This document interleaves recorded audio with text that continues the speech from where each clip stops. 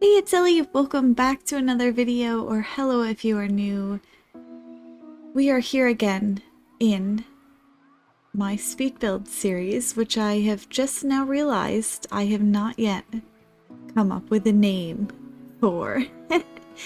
I've been calling it the Luxury Zoo Resort.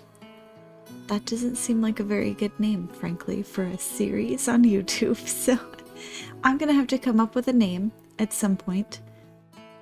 And that is what the series is called, and welcome back! I have made some decent progress on the interior of this hotel, and today I believe I mostly just work on the bar and the sort of like restaurant area of this hotel lobby, as well as the souvenir shop, which is the second half of this video.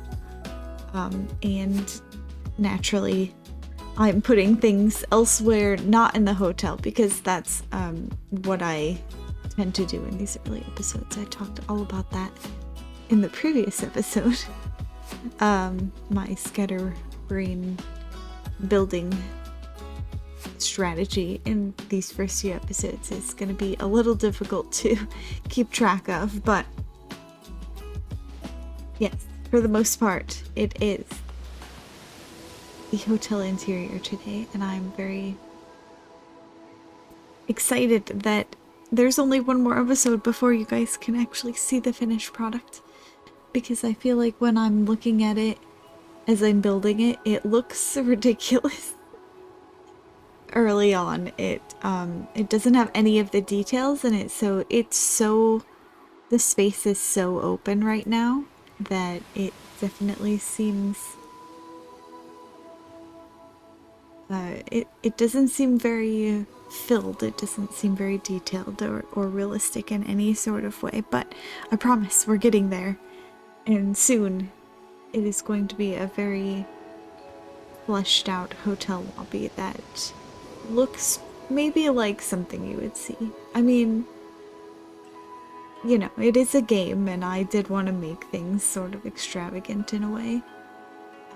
But my whole idea with this luxury zoo is that it feels almost too nice, and it I don't know, it just has this air of almost unrealism. And I played into that mostly with the use of all the plants indoors. So there's like ivy growing on everything, and I later decorate the walls with a lot of plant decor. I don't know how else to call it. It's like grass growing on the actual walls, which I actually use the grass pieces in the game. So that's you'll see what I mean when I build it, I'm sure. I think it's mostly in the next episode that I do that, but yeah, right now I'm just working on the souvenir shop, trying to get the layout. I do end up, I think, switching this up because the flooring is kind of centered right now, and I thought I could manipulate the flooring enough to just make like even fake flooring. It didn't necessarily have to be part of the souvenir shop, just to fill out this section of wall that I made for it. But in the end, I realized that the addition of one of those pieces on one side of the souvenir shop would basically cover the whole floor section that I wanted it to cover. I just had to rearrange things, and mostly the issue is the welcome mat, which is not, you can't delete it. So there's this section where the guests walk in and it has a welcome mat on it, and it would be okay if it was slightly off center of like a door that I was making, if it weren't for the welcome mat, which it bothers me that, you know, you can't move it or delete it, so it's just stuck being sort of off center. So I did have to adjust some things later on, but I actually really like the way it turned out, and I think it looks fairly realistic if you were to say go to a zoo that also had a hotel. Like there is another, it's a fake souvenir shop. I actually just made it an information desk, but there is like a souvenir looking shop in the actual like entrance to the zoo. But I wanted there to be one in the hotel as well, because I just feel like it fits. It fits this sort of vibe where like, you know, you're at the hotel and just before you leave, you decide to get all this merchandise. You don't want to walk all the way back to the zoo entrance to do that. You just want to, you know, do it right before you go and get your kids a little stuffed animal and whatever. And a lot of these zoos, I know even my local zoo has this, where you like buy a certain stuffed animal or a certain product that they have, and it like directly contributes to the care of one of the animals in the zoo. Like I know they have that for, I think the red pandas? I don't know. I can't remember now, but maybe that's a different zoo that I'm thinking of that had the red pandas. But yeah, either way, a lot of zoos have that. You can sort of like sponsor the animal in a way just by buying merchandise, and I imagine that this zoo would have something the same. Here is the infamous malfunctioning spawn point and entrance. I tried really hard to make this work, you guys. You have no idea how long I spent. Like 2 days in game. I ruined my nice square flooring on the top floor several times, and that was a pain to redo every time. And then every time that it just didn't work. Like there was just a glitch in my game.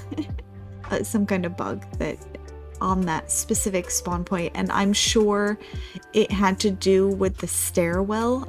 I'm pretty sure that's the path piece that was like not functioning properly for whatever reason with the spawn point.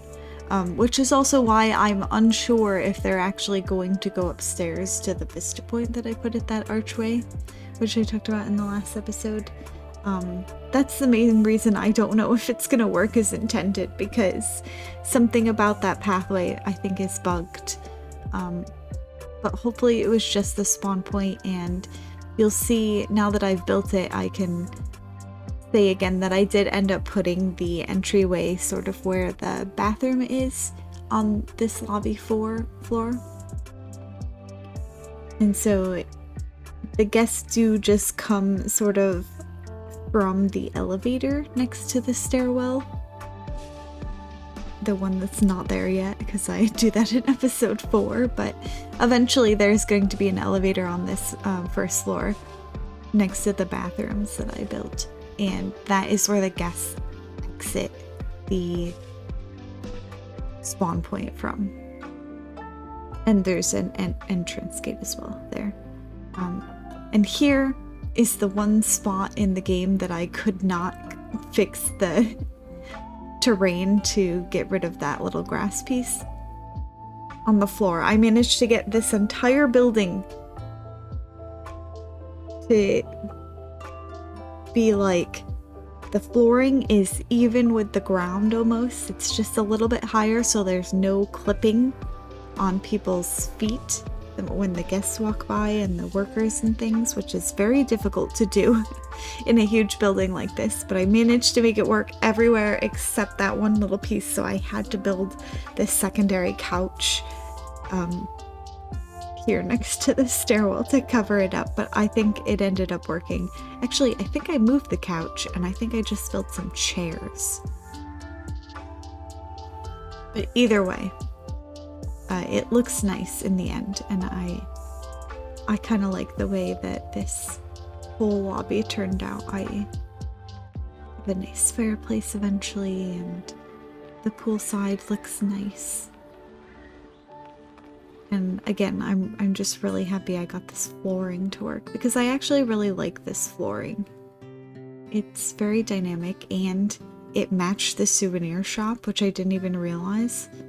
I think I started this zoo when the souvenir shops were released, or maybe like just before because this is pretty early on in my building. I don't really have much else in this zoo yet. And so the souvenir shops were there fairly quickly, but I know that they were glitched also early on, and I didn't build one for some time. So I think they might have just released when I started this zoo, and I kind of held off until there was a couple major updates to them, and people seemed to say that they were working much better.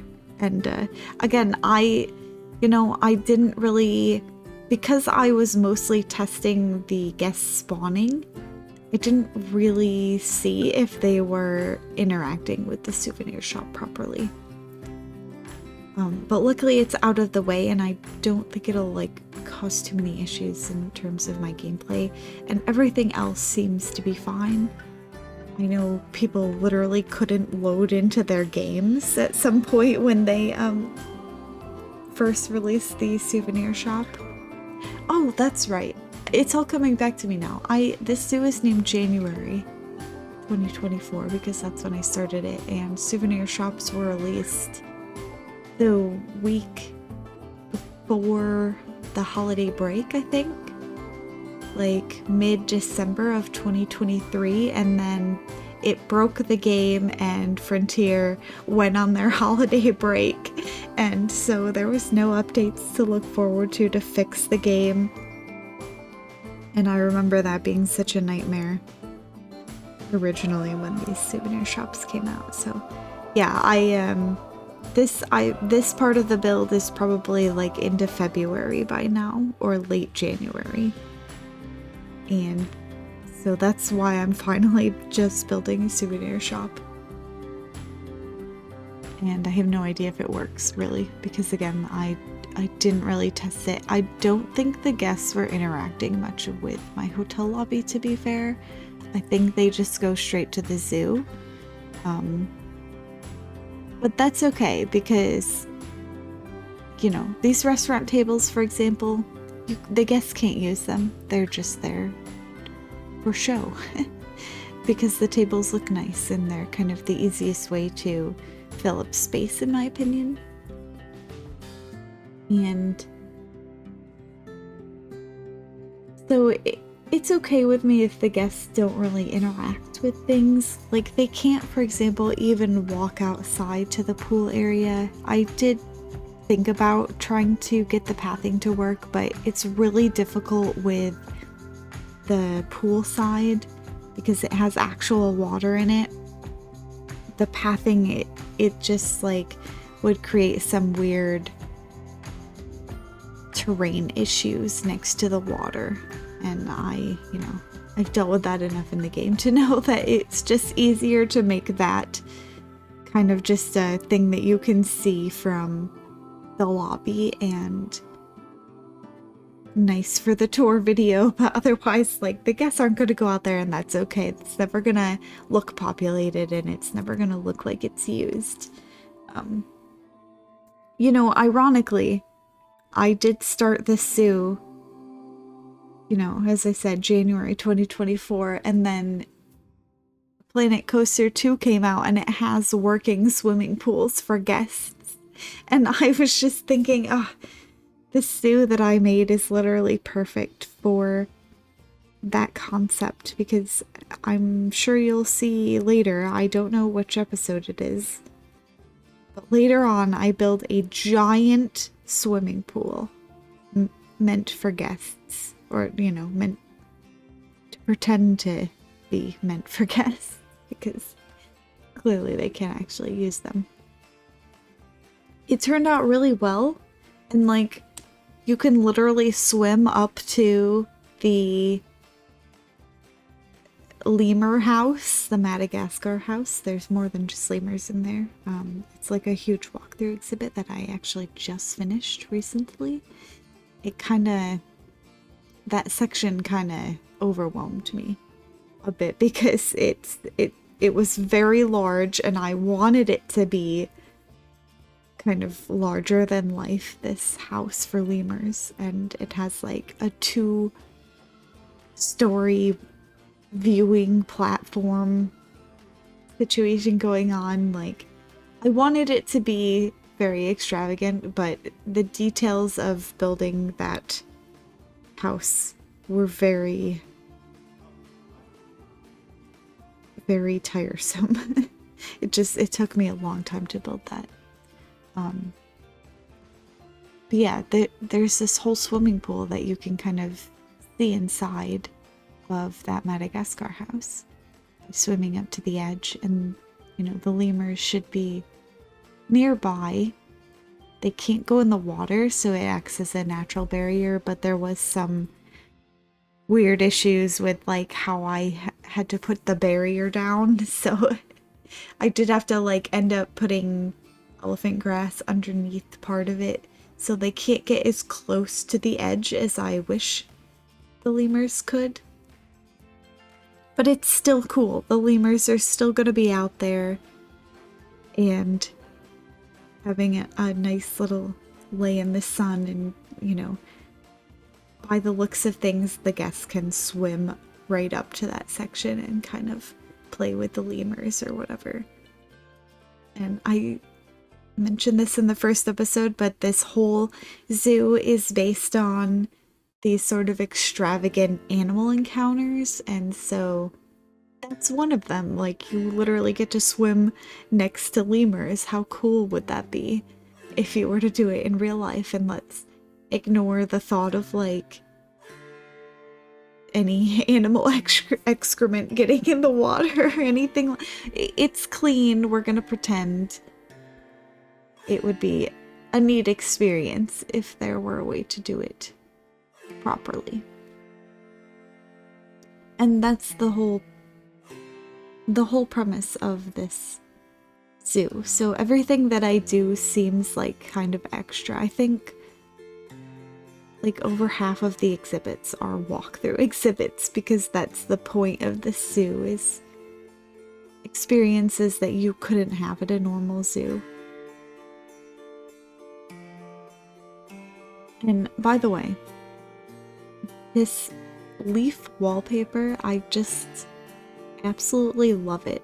It's so difficult to use in my building style, but I felt like it actually worked here pretty well, because a souvenir shop can be a little extra like that.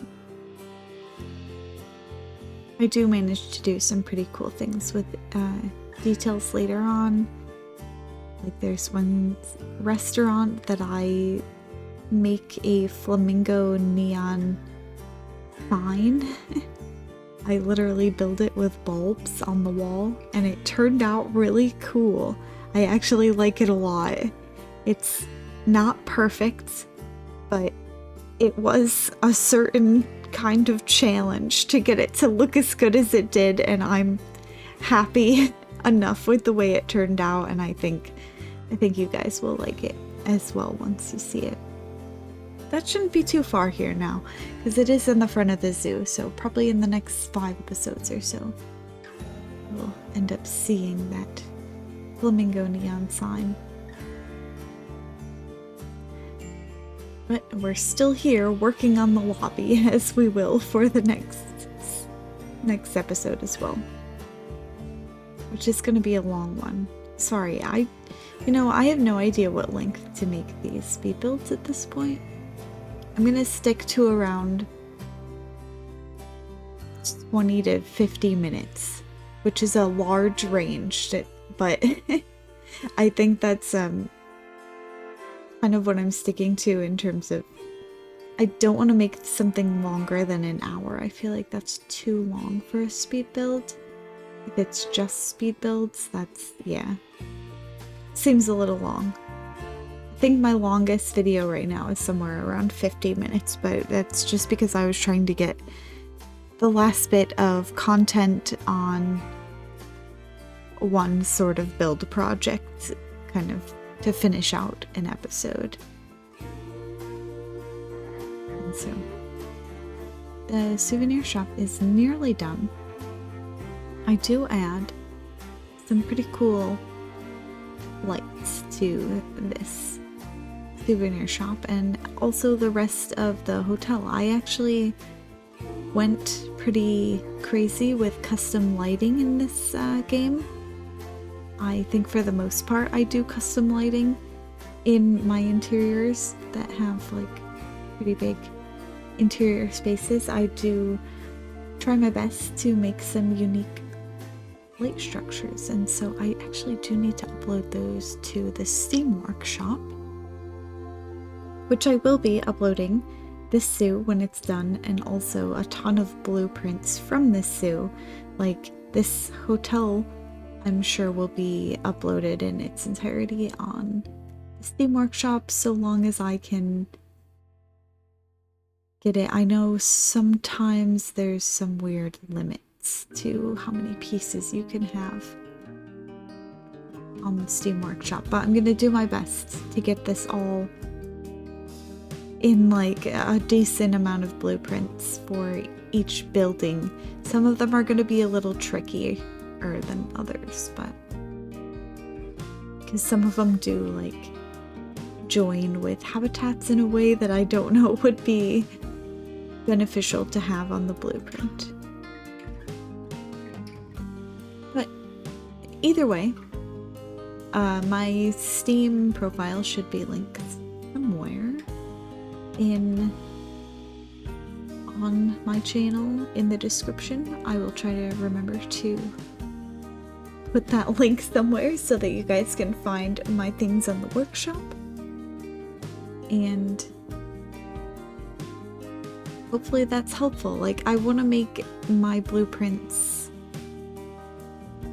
more accessible to use in everybody's zoo, so I don't want it to be like the whole building, but like in addition to the whole building there will be just the individual lights or just these individual like wall pieces. For example, these doors that I'm building, which I think are pretty like easy to place in somebody's game. The idea being that it's like a sliding glass door that you can open and close, because I really don't like it when there's just like open doorways and it's not clear how they actually like close off these sections. It's not 100%, but I am going for realism for the most part in my building. I want it to look like something that you could actually visit in real life and not think that it's totally absurd. Like, yeah, some of the choices are not all that realistic, but I want it mostly to feel like a real place. And so here are the light structures that I built in the souvenir shop, which I quite like. I think they turned out pretty well. Unfortunately, in my cinematics, my lights weren't turning on, which they don't unless it's nighttime, and there's like enough daylight seeping into my interiors that it doesn't trigger the lights to go on unless it's actually nighttime, even if they're set to be on all the time. Like, you can't actually see any difference when the lights are on if there's enough daylight, and that was happening. So some of my cinematics look a little gray because of that, unfortunately, and I considered taking one at night as well, but it looks nice, but I don't think it's worth the time, the extra time to actually sit there and watch the same cinematic just at night. So yeah, I'm just putting some finishing touches on the furniture here out in the lobby. I've been building with these shapes quite a bit, and I'm not sure, you know, I go back and forth on whether they actually look like a cushion or not. Like, there's a shininess about them that I think makes it look unrealistic, but they don't look all that bad. So Yeah, I build a lot of couches and things with them, and I got pretty creative with my fake seating. And so that's another thing that I want to put on the workshop, is a bunch of these little couches and things, because they actually turned out pretty well, and I think they're fairly versatile for, you know, whatever space that you're gonna put them in. I also tried to add just a ton of potted plants because I wanted this resort.